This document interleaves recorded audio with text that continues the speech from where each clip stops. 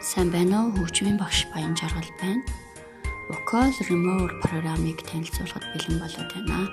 Тус програм нь дуунаас хоолойг салгаж караоке үйлбэрийг бүтээдэг технологи.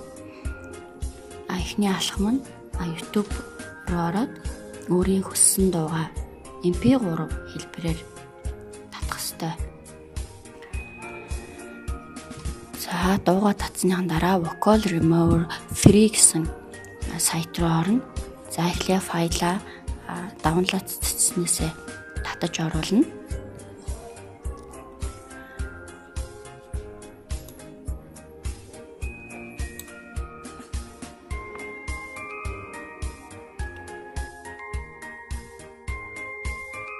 За энд ийм цонх нэгдэнэ. За вокал гэдэг нь дууны хоолой байгаа, музик гэдэг нь болохоор караоке хэлбэр байгаа. Одоо баруун доод болонд байгаа save товчлуурыг дараад дуугаа хадгалж авна. Мөн одоо дууны танаа листийг дээш нь доош нь болгодог байгаа. За одоо дээрх цонхыг нээгээд дуугаа бүгдийн хоолойны танаа листанд харуулад дээш нь доош нь болгох боломжтой байдаг.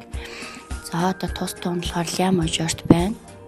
Ля мажорт байгаа дууг би дээшлүүлээд одоо си мажор болгож байна.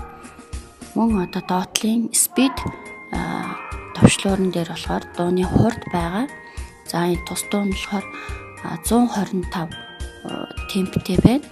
За энэ темпийг одоо доошлуулж болно, мөн дээшлүүлж болно.